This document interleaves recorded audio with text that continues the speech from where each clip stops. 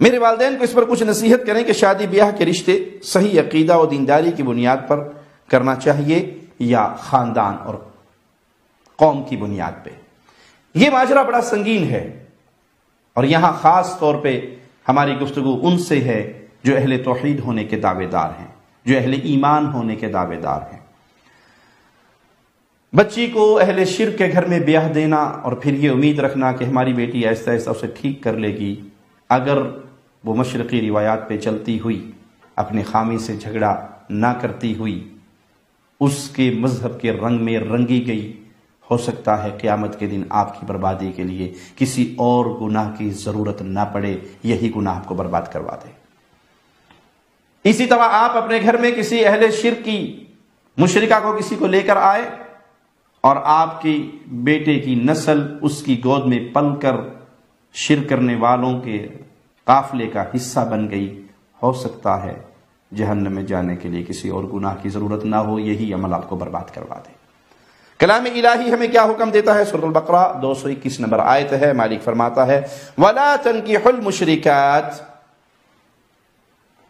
مشرک عورتوں سے نکاح نہ کرو، کب تک؟ حَتَّى يُؤْمِنَّ، جب تک وہ مومنہ نہ ہو جائیں، جب تک وہ ایمان نہ لے آئیں۔ وَلَأَمَةٌ مُؤْمِنَةٌ خَيْرٌ مِّن مُشْرِكَةٍ، مسلمان لونڈی وہ کسی مشرک عورت سے افضل ہے۔ مومنہ لونڈی ہے تو آزاد مشرکہ سے افضل ہے۔ اگرچہ تمہیں وہ مشرکہ ہی اچھی لگتی ہو، لیکن تم مومنہ لونڈی سے شادی کر لینا، کسی مشرکہ سے نکاح نہ کرنا۔ تو یہی بات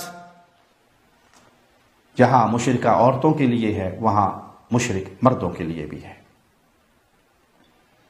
کسی مشرک مرد کو اپنی بیٹی کا نکاح نہ دیں۔ نکاح کرتے ہوئے رسول اللہ صلی اللہ علیہ وسلم کا یہ فرمان یاد رکھیں، جو صحیح بخاری میں حدیث نمبر 5090 ہے، ابو ہریرہ سے روایت ہے کہ رسول اللہ صلی اللہ علیہ وسلم نے فرمایا تنکح المرأة بأربع، عورت کا نکاح 4 باتوں کی وجہ سے ہوتا ہے۔ لمالها، لوگ دیکھتے ہیں بڑی مالدار ہے، بہت پیسہ ہے اس کے پاس، اس پیسے کی بنیاد پہ۔ ولحسبها، خاندان بڑا اعلیٰ ہے، سید کو سید مل گئی، پٹھان کو پٹھان، جٹ کو جٹ، ارائی کو ارائی، چودھری کو چودھری، قوم مل گئی، برادری مل گئی، معاملہ ختم ہو گیا۔ وجمالها، بڑی حسین ہے، بہت خوبصورت ہے، کہیں مال، کہیں قوم، کہیں حسن۔